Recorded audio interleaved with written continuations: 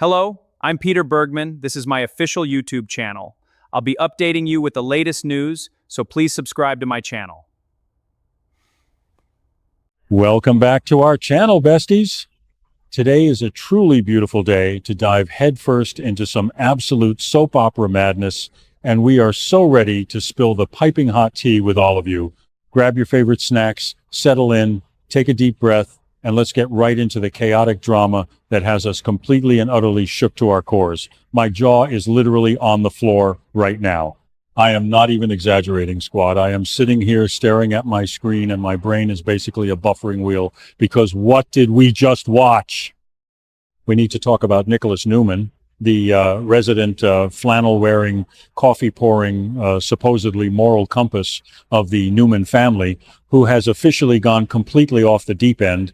Nick Newman is secretly embarking on a highly dangerous, totally unhinged journey to track down a literal street-level drug dealer to buy fentanyl. Yes, you heard me correctly, fentanyl, for revenge.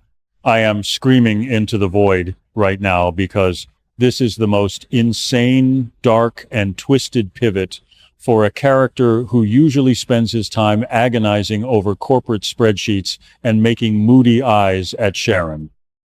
I am shaking, I am sweating, and I am oscillating between pure hype and total disbelief over this massive pivot. Then we have to look at the sheer, unadulterated danger of this entire operation. Nick is a billionaire heir who grew up in a mansion with a literal butler, and now he is creeping around the grittiest, darkest alleys of Genoa City, acting like he is some sort of hardened cartel boss. It is giving Walter White, but with a trust fund. And I am low-key losing my absolute mind over the visual aesthetics of it all. He is putting his life on the line, stepping into a world he knows absolutely nothing about, dealing with ruthless criminals who would not hesitate for a single second to take him out.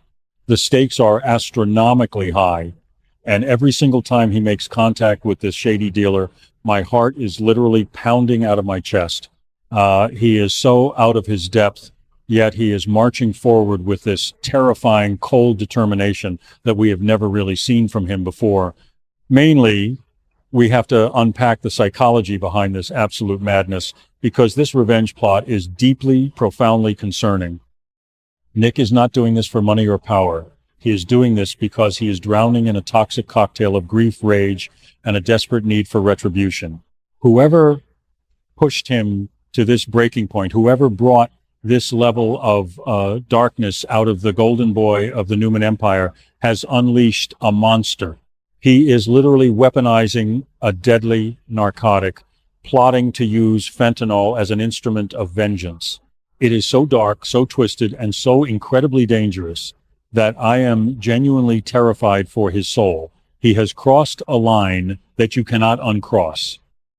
Once you go down the path of buying lethal drugs to enact vigilante justice, there is no going back to pouring lattes at crimson lights and pretending everything is fine.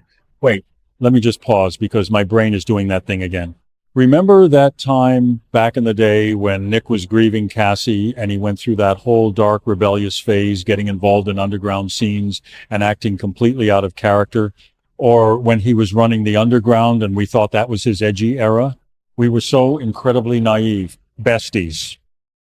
We thought a moody nightclub was peak dark Nick, but now he is out here brokering illegal narcotic deals in the shadows like a literal supervillain.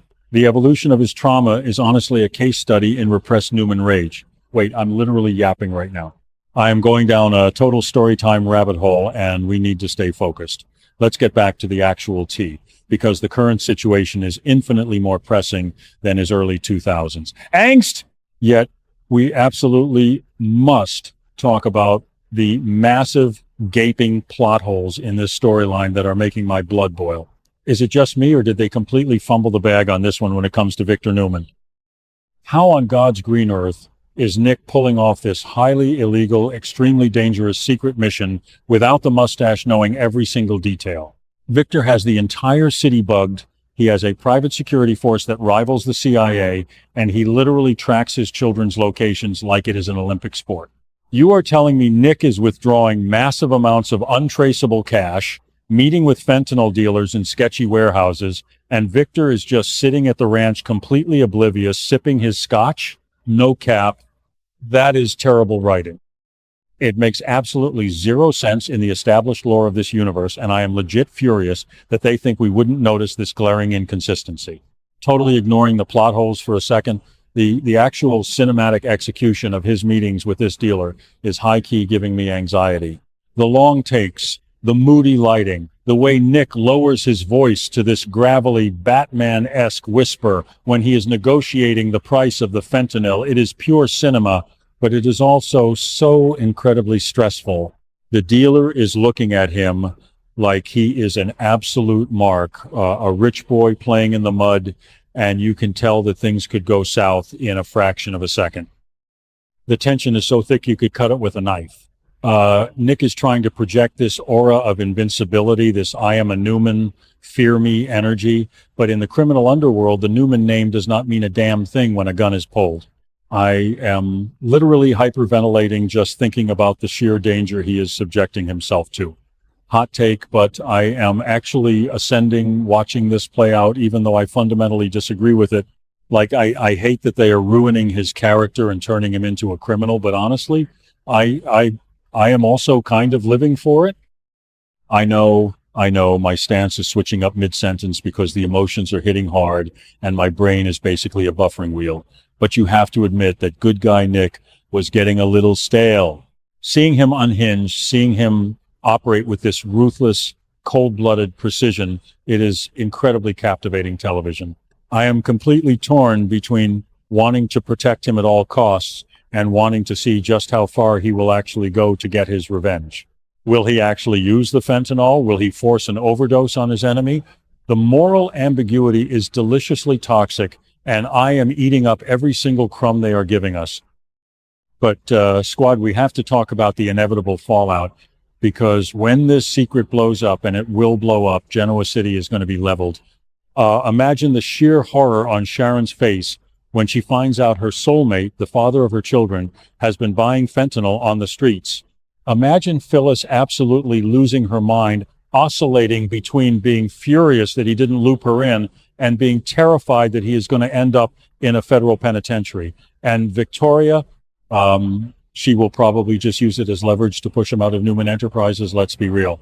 The collateral damage of this revenge plot is going to destroy his family, his reputation, and his freedom.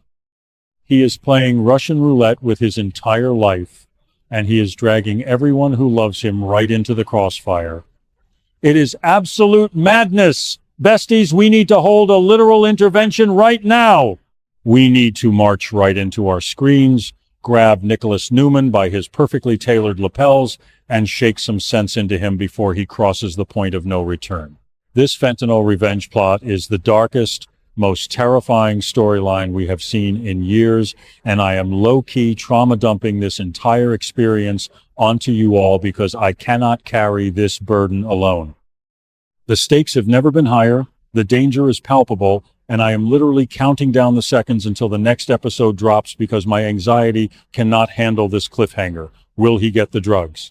Will he get caught? Will someone die? Drop your wildest theories in the comments, because I need my ride or die squad to help me process this absolute fever dream of a storyline. Thank you for watching my video. I will be updating regularly with the latest news, so please remember to subscribe to my channel to support me.